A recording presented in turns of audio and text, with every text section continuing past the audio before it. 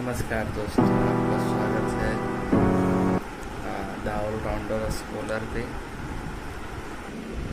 इस वीडियो को पूरा देखने के बाद आपको ये कतई ऐसा नहीं लगेगा कि आपने इस वीडियो पे क्लिक करके कोई गलती की है। आज हम जिन चीज़ों पे चर्चा करेंगे हैं उनमें है आईएएस बनने के लिए आपको बुक पढ़ना चाहिए या नोट्स पढ़ना चाहिए या फिर टीचर के जो कोचिंग के गाइडलाइंस आते हैं, जो गाइड करते हैं टीचर्स, उनकी बात की। इन सब चीज़ों में आपको सबसे पहले जब कोचिंग आप कर रहे हैं तो इसमें सबसे पहले ये ध्यान देने की बात है कि आप एजुकेशन के मार्केट में पढ़ रहे हैं। वो 100% आपका सिलेक्शन नहीं चाहेगा। जैसे कि आप दुकानों में और सा भी तरह की चीज़ें खरीदते हैं, वो चाहता है कि आपको फ़ायदा हो और एक बार कुछ दिन चलने के बाद आपका कोई वस्तु नुकसान ना हो। वो जितना कोशिश करता है कि आपको फालतू की चीज़ें दे ही देता है। जैसे आप जब भी बुक पढ़ें, सबसे पहले हम बुक पढ़ने के तरीके और रिवाइज करने के बारे में हम जानकारी दूंगा आप लोगों को। तो सबसे पहले आप जब बुक पढ़ते हैं तो मान लीजिए आप मॉडर्न हिस्ट्री पढ़ रहे हैं। ये कॉमन सब्जेक्ट है आईएएस में, मैं इसलिए इसकी बात कर रहा हूँ कि जब आप बिपिन चंद्र की हिस्ट्री पढ़ रहे हैं, मॉडर्न हिस्ट्री, तो आपने उस बुक को पढ़ लिया तो बीच में आपको रिवाइज करने का टाइम, बीच में आप रिवाइज भी करेंगे, है ना। तो इसलिए आप जब रिवाइज करें तो सेम बुक रिवाइज ना करें। हाँ, टॉपिक वही होगा और जिस बुक से आपने पढ़ रखा है उसी टॉपिक को आप दूसरे बुक से रिवाइज। जैसे आप बिपिन चंद्र को पहले पढ़ा है तो आप सुमित सरकार को पढ़ सकते हैं, डीडी कोसाम्बी को पढ़ सकते हैं, और जैसे मध्यकाल पढ़ रहे हैं तो रोमिला थापर पढ़ रहे हैं तो उपेंद्र सिंह पढ़ सकते हैं, हरिश्चंद्र वर्मा पढ़ सकते हैं, सतीश चंद्र पढ़ सकते हैं। इसलिए मैं आपको कह रहा हूँ कि हिस्ट्री है तो इसमें आप कोशिश करें कि आपने अगर एक मार्क्सिस्ट हिस्टोरियन को पढ़ा है तो आप एक नेशनलिस्ट हिस्टोरियन को भी पढ़ें, आप एक सबल्टन हिस्टोरियंस को भी पढ़ें।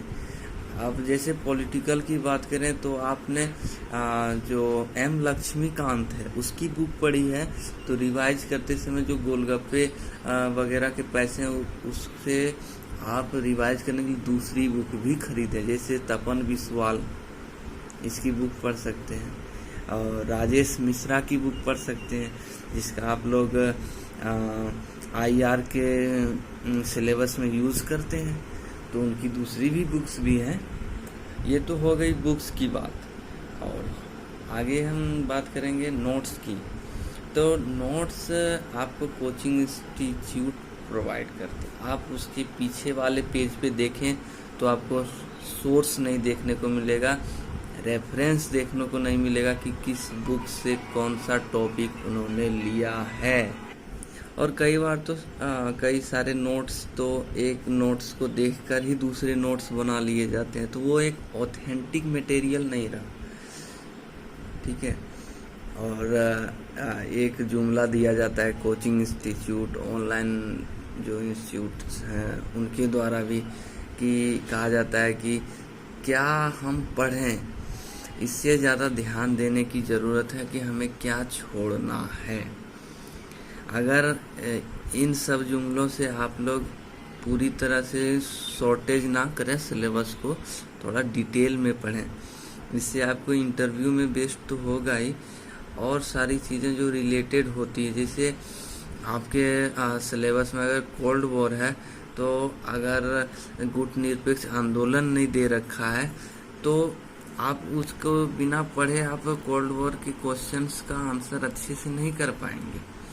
अगर किसानों पर जो वैश्वीकरण का प्रभाव पूछ रहा है, आदिवासियों पर वैश्वीकरण का जो प्रभाव पूछ रहा है, अगर इन सब को आप पढ़ रहे हैं तो आप अगर जब तक डीकोलोनाइजेशन और उपनिवेशीकरण यानी बी उपनिवेशीकरण और उपनिवेशीकरण दोनों को जब तक आप नहीं पढ़ते हैं तो आप उसके डिटेल में नहीं जा पाएंगे और उसे समझ नहीं पाएंगे और उसका निचोड़ आप नहीं लिख। हाँ, नोट्स को आप पूरी ऑथेंटिक ना माने, उसका सिर्फ यूज इसमें करें कि कितनी भी बड़ी से बड़ी चीज़ों को सिकोड़ कर आप छोटा कैसे कर सकते हैं, इसके लिए इस्तेमाल करें नोट्स का।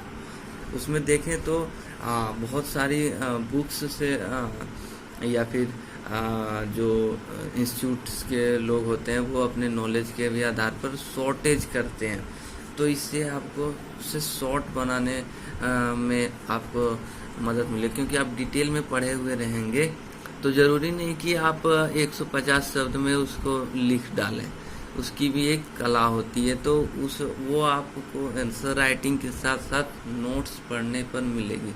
और नोट्स सबसे पहले स्टार्ट में आप ना पढ़ें, आपको समझ में नहीं आएगा।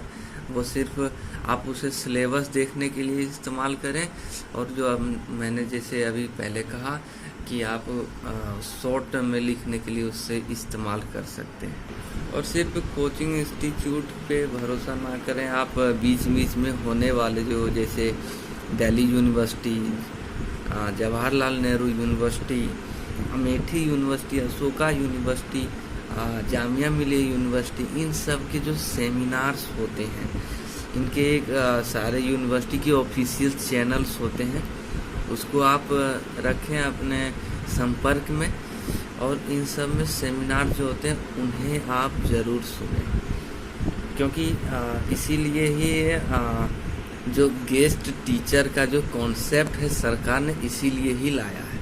आप सिर्फ कोचिंग जा रहे हैं तो इसका मतलब नहीं कि आपके पास दूसरे ऑप्शंस नहीं हैं। हाँ, अलग अलग टीचर्स से भी आप पढ़ रहे हैं, लेकिन वहाँ पे आपको प्रोफेसर्स पढ़ाते हैं। मैं अपनी कहानी बताऊं तो बहुत ही फ़र्क होता है।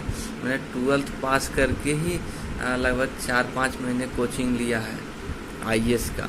उसके बाद मैंने अभी तुरंत मई जून का जो अभी एग्ज़ाम हुआ है DU का, ग्रेजुएशन का फाइनल एग्ज़ाम दिया। उसके बाद मैं अब कोचिंग जा रहा हूँ, तो दोनों में बहुत ज़्यादा डिफरेंस मैं पहले के मुकाबले में और अपने कॉलेज की पढ़ाई के मुकाबले में।